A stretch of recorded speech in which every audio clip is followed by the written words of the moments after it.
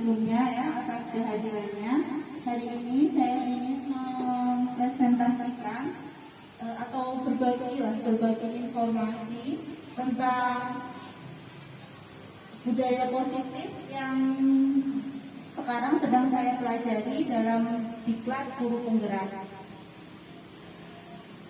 Sebelumnya mungkin Bapak Ibu semuanya sudah tahu ya bahwa saya mengikuti Diklat Guru Penggerak, di mana dalam kegiatan Diklat Guru Penggerak itu dilaksanakan selama 9 bulan dan sekarang ini sudah masuk modul 1. Nah, dalam kegiatan modul lebih baik. Sebelumnya mungkin akan saya paparkan dulu apa sih yang dimaksud dengan budaya positif. Budaya positif itu adalah nilai-nilai dan juga keyakinan dan kebiasaan-kebiasaan yang ada di sekolah yang berpihak pada murid agar murid dapat berkembang menjadi pribadi yang kritis, penuh hormat dan bertanggung jawab.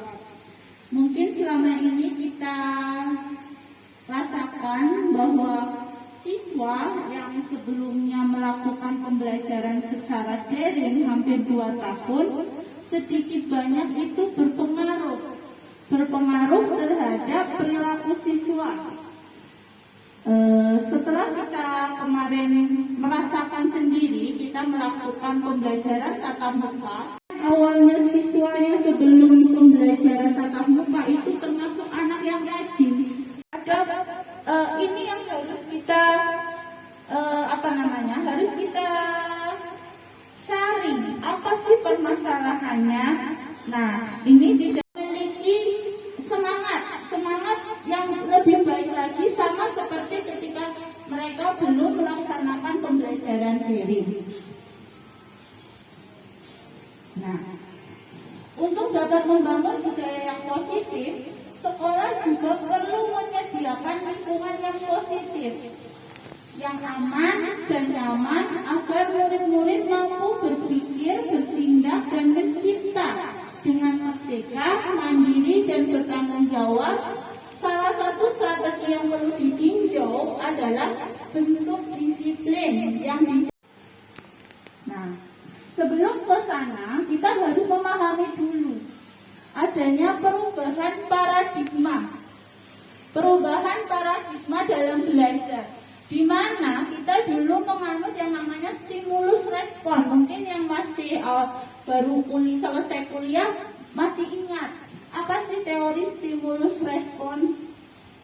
Stimulus respon itu adalah anak itu selalu dikasih stimulus, dikasih dorongan yang harapannya nanti akan memberikan feedback atau respon yang seperti kita harapkan, dan itu sudah tidak berlaku lagi.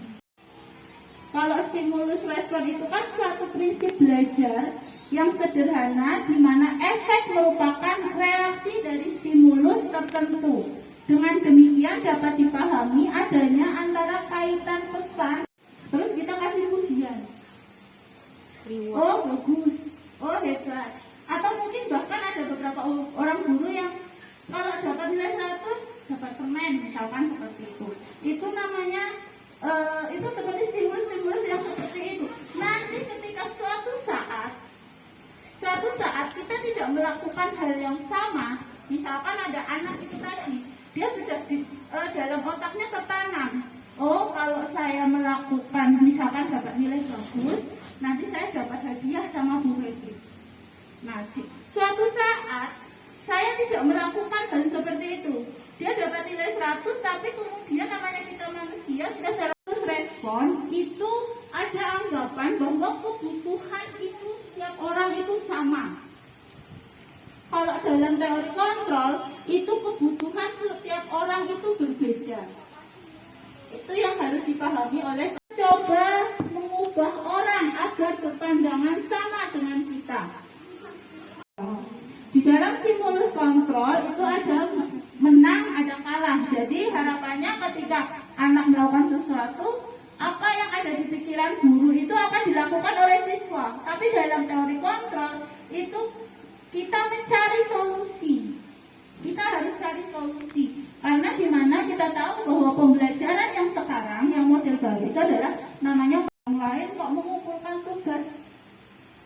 semuanya, tapi di pelajaran kita kok dia tidak mengerjakan.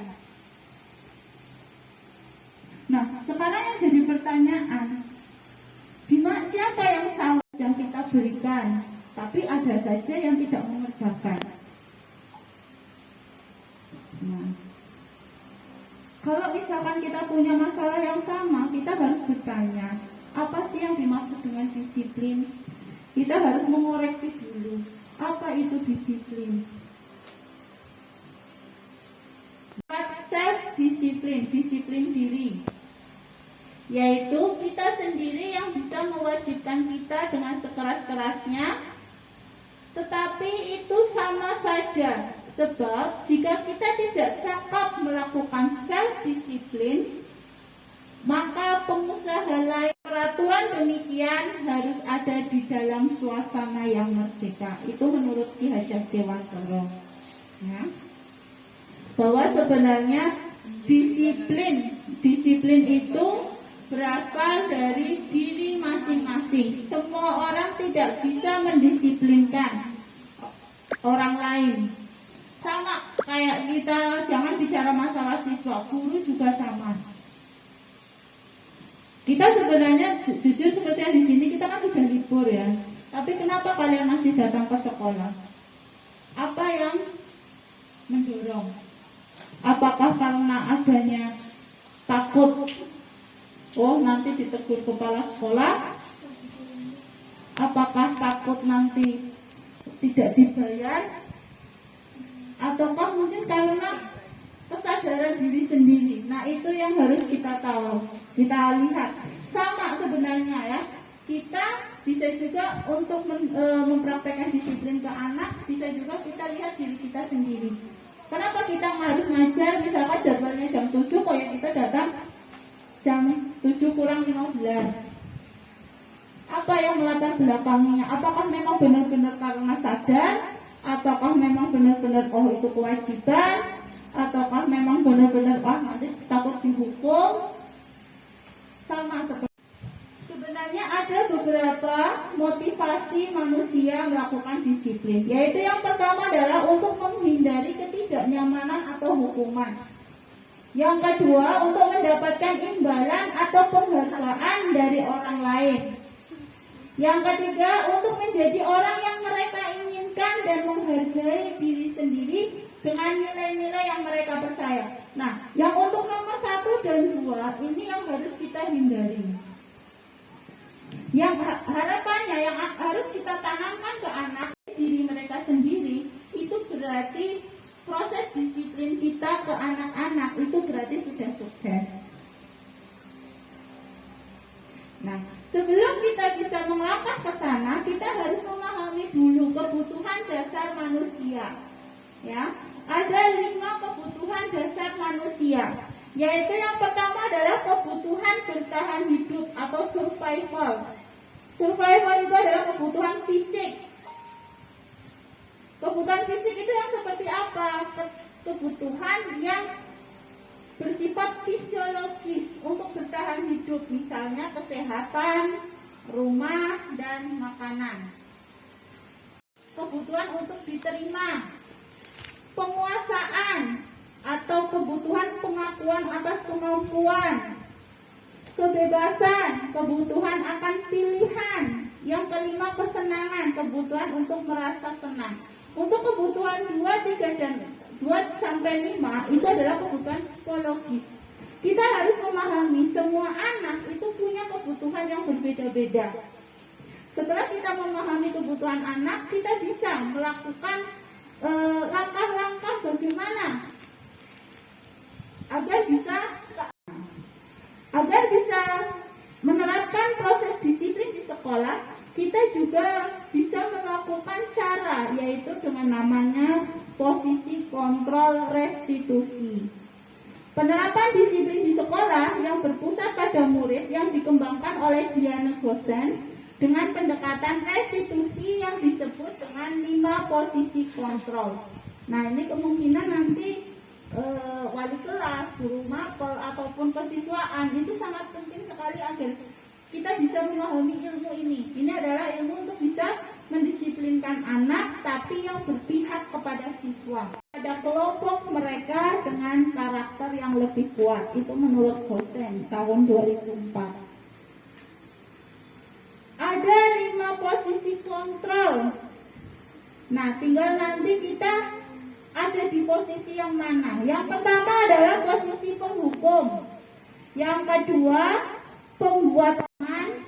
Yang keempat, monitor atau pemantau. Dan yang terakhir itu adalah manajer. Nanti bisa kalian lihat sendiri, kita ini sekarang ada di posisi mana. Ketika anak itu melakukan kesalahan, biasanya apa yang kalian lakukan? Apa yang kita lakukan? Apakah kita langsung menyalahkan anak? Apakah kita melihat dulu tanpa mencari apa penyebabnya, kenapa anak itu melakukan hal yang seperti itu? Dari posisi kontrol tersebut, saya rasa hampir sebagian besar ya, terutama saya sendiri mungkin masih dalam posisi penghukum dan membuat orang merasa bersalah.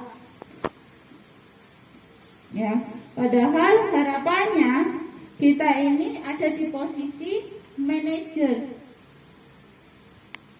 Untuk materi tentang posisi kontrol restitusi nanti ada sendiri ya. Memilih segitiga restitusi dari beberapa tahapan-tahapan cara-cara pendisiplinan siswa.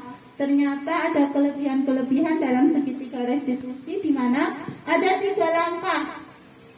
Kita harus pahami dulu, dalam segitiga restitusi itu ada 3 langkah yang digunakan. Jadi ketika kita menghadapi anak yang melakukan sebuah kesalahan atau melakukan sesuatu yang dianggap kita tidak, stabilitas identitas itu bagaimana? Kita harus menanamkan kepada anak bahwa semua orang pasti pernah salah. Itu dulu yang harus kita tanamkan. Jadi jangan menyalahkan dulu. Kenapa kamu bla bla bla? Jangan seperti itu dulu. Tapi kita harus menanamkan kepada anak, semua orang itu pernah melakukan kesalahan. Kemudian validasi tindakan yang salah, memvalidasi.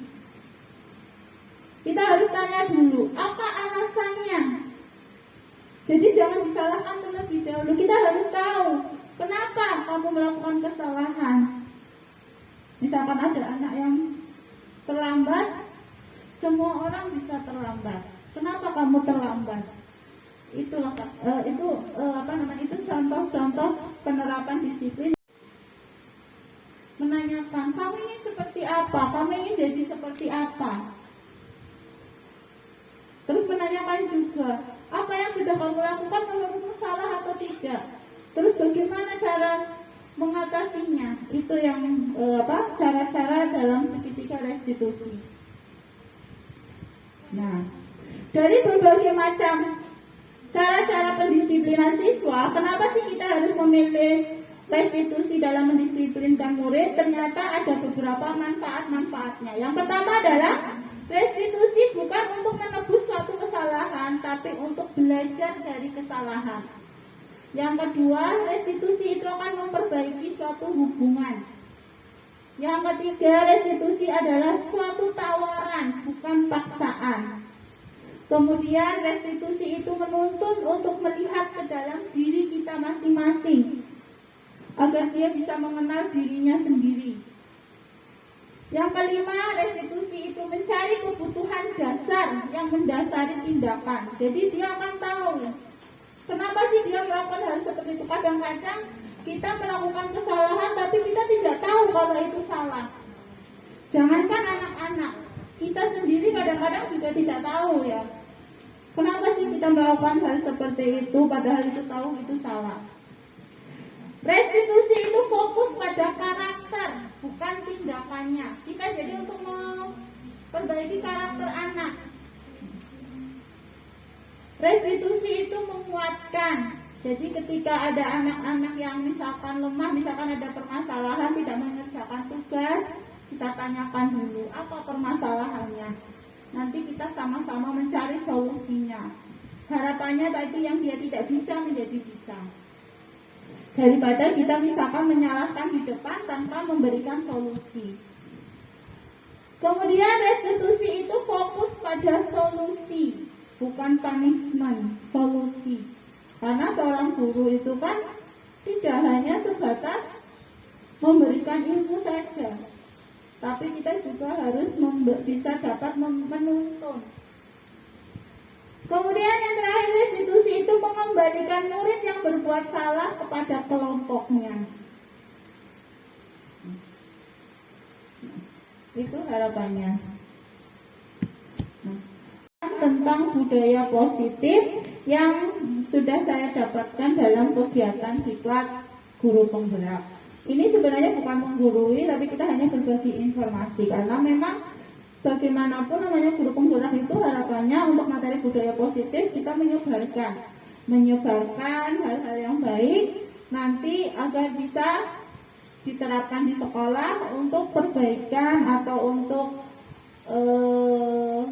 pembiasaan yang baik untuk anak didik kita. Mungkin kalau ada yang mau ditanyakan ataupun mungkin didiskusikan, silahkan ya. Mungkin itu tadi yang bisa saya sampaikan tentang pemaparan materi budaya positif. Tadi sebenarnya banyak sekali ya. Tadi itu kan ada lima peran kita sebagai seorang. Apakah kita sebagai seorang penghukum, apakah kita sebagai pembuat merasa bersalah. Terutama itu nanti saya yakin itu akan sering kita hadapi itu bagi wali kelas, kemudian terutama kesiswaan, karena di sekolah kita kan tidak ada guru BK. Jadi ketika ada anak-anak yang bermasalah, itu pasti nanti kalau anak itu tuh guru, pertama kali itu pasti guru. Nanti ketika guru tidak mampu, itu wali kelas tidak mampu, itu kesiswaan. Jadi kita harus bisa, mungkin ini sedikit-sedikit kita terapkan lah. Gimana sih caranya ketika kita menghadapi anak-anak yang melakukan sesuatu yang sedikit menyimpang. Jadi mulailah kita meninggalkan ibaratnya menghukum anak. Kita sebelum menghukum anak kita harus bisa menjadikan, kita harus mencarikan dulu solusinya. Kita mencarikan dulu apa sih yang dihadapi oleh siswa itu apa sih. Jadi harapannya nanti kita bisa memberikan solusi. Jadi sehingga anak itu nanti mendapatkan pengalaman-pengalaman yang bagus selama dia di sekolah. Jadi karena biar bagaimanapun apa yang mereka dihadapi di sekolah itu akan terekam jelas sampai kapanpun. Jujur ya, ketika mungkin kalau kalian ingat dari masa-masa kalian sekolah dari TK, SD, SMP, SMA, perguruan tinggi, momen mana yang kalian masih ingat sampai sekarang? SMA ya, padahal perguruan tinggi kan lebih terbaru ya. Ada, kalau misalkan kita mau jujur ya, kalau saya yang paling saya ingat itu justru ketika SMP. Ya. Terus kalau misalkan sekarang saya tanya lagi, guru. Siapa guru yang sampai sekarang kalian ingat? SMA lagi ya, namanya. Semuanya diingat. Yang diingat pasti yang menonjol aja ya. Entah yang paling galaknya, entah yang paling baiknya. Yaitu seperti itu. Karena apa? Yang direkam oleh anak itu adalah ingatan-ingatan yang paling, entah yang paling baik, entah yang paling menyakitkan. Harapannya ketika kita sebagai seorang guru, kita bisa memberikan pengalaman-pengalaman yang menyenangkan kepada anak didik kita. Karena itu nanti akan terekam sampai kapanpun. Ya, kebetulan saya punya pengalaman juga. Sebenarnya memalukan, tapi gurunya waktu itu dia tidak langsung menghukum. Itu sebenarnya ingatan yang tidak terlalu yang bagaimana, tapi itu terpendam dalam hati. Terus ada juga yang guru, meskipun gurunya tua, sudah sepuh, tapi dia ketika mendidik disiplinnya luar biasa. Itu saja, kita dilupakan begitu saja. Semoga kita menjadi guru yang hebat, guru yang baik, guru yang bisa mengantar anak didik kita menjadi orang yang lebih baik lagi dan bisa mengantarkan mereka mencapai cita-cita mereka. Amin ya rabbal alamin. Terima kasih, mungkin itu saja yang bisa saya sampaikan. Kurang lebihnya saya minta maaf. Semoga bermanfaat bagi kita